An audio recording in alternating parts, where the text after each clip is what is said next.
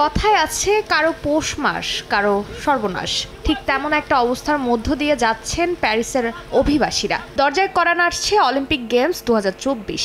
এর আগে পুরো প্যারিস যখন সেজে উঠেছে বিশ্বকে বরণ করে নিতে, ঠিক তখনই অনিশ্চয়তার মধ্যে দিন পার করছেন এই শহরের বসবাসকারী অভিবাসীরা।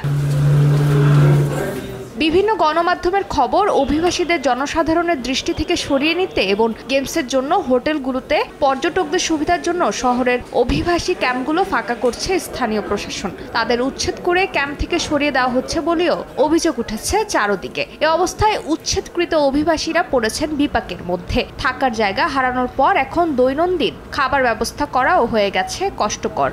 বিভিন্ন রাস্তা ও পার্কগুলোতে অস্থায়ীভাবে বাস করছেন অনেকে। আমার 2 সন্তানকে নিয়ে আমি রাস্তায় নেমে এসেছি, এখানেই থাকছি।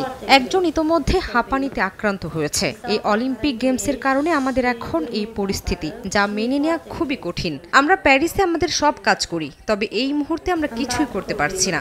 এখন আমাদের কি হবে? আমাদের পাশে দাঁড়ানোর মতো কি কেউ নেই? এখন জন্ম সনদ দিয়ে খোলো বিকাশ স্টুডেন্ট অ্যাকাউন্ট। নিজের বিকাশ নিজে কর। পুরো বিষয়টি মনিটর করছে প্যারিসের বেশ কয়েকটি মানবাধিকার সংগঠন। যদিও অভিবাসীদের উচ্ছেদ কার্যক্রম আটকানোর জন্য তেমন কোনো ভূমিকাই রাখতে পারছেন না তারা, তাই সরকারকে আহ্বান জানিয়েই দায় সেরেছেন লা রিভার্স দে লা মেদাইয়ের মুখপাত্র। নিঃসন্দেহে প্যারিস দারুণ একটা অলিম্পিক আয়োজন করতে যাচ্ছে। এতে করে অলিম্পিকে আসা খেলোয়াড় এবং পর্যটকরা দারুণ অভিজ্ঞতা নিতে পারবেন। তবে আমরা এর পেছনের অন্ধকার বিষয়টি দেখতে চাচ্ছি না। এই অলিম্পিকের কারণে অনেককেই ভোগান্তি পোহাতে হচ্ছে। যারা ব্রিজের নিচে থাকতেন বা যারা পথে ভিক্ষা করতেন, তাদের অনেককেই বাস্তুচ্যুত করা হয়েছে। তবে আমরা চাইলেই মানবিক হতে পারতাম, তাদের জন্য ভিন্ন ব্যবস্থা নিতে পারতাম। তবে আমাদের দুর্ভাগ্য, আমরা তা করিনি। তবে এত কথার মারপ্যাচে যেতে চাননি অভিবাসীরা। প্যারিস অলিম্পিক নিয়ে তাদের মাথা ব্যথা নেই এতটুকু। তাদের দাবি ফিরিয়ে দিতে হবে বসবাসের অধিকার।